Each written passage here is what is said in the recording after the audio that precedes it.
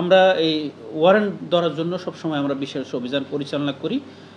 অনেক সময় আমাদের এই ওয়ারেন্টধারী ব্যক্তিগুলোকে ধরতে গেলে এই ধরনের ঘটনা ঘটে।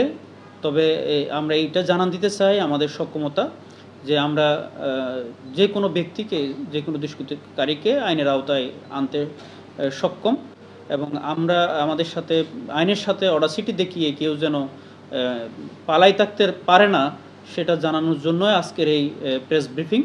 এবং আমরা এই যারা ওয়ারেন্টধারী ব্যক্তি তারা যদি হাজির হয়ে বিজ্ঞ আদালত থেকে জামিন নেয় অথবা আদালতে কারাভোগ করে, তাহলে এটা আমাদের জন্য ভালো, আইনের শাসন প্রতিষ্ঠার জন্য এটা সহায়ক ভূমিকা রাখবে এবং আইনের প্রতি তারা যেন শ্রদ্ধাশীল হয়। এবং কেউ যদি আইন নিজের হাতে তুলে নিয়ে আইনের প্রতি উদ্ধতপূর্ণ আচরণ করে, এইভাবে আসামি ছিনিয়ে নেওয়ার চেষ্টা করে, আর পুলিশের গ্রেপ্তারকৃত আসামি পুলিশকে মারধর করে পালিয়ে যাওয়ার চেষ্টা করে, তাদেরকে আমরা অতি দ্রুত সময়ের মধ্যে আইনের আওতায় আনতে সক্ষম। এটা জানান দেওয়ার জন্য আজকের এই সংবাদ সম্মেলন।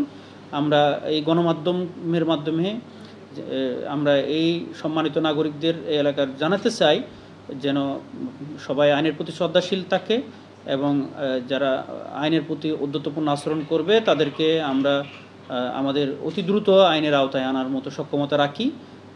এবং আপনারা আজকের এই অনুষ্ঠানে আমাদেরকে এখানে এসে সহযোগিতা করার জন্য আপনাদেরকে আন্তরিক ধন্যবাদ এবং কৃতজ্ঞতা জানাচ্ছি। ধন্যবাদ সবাইকে।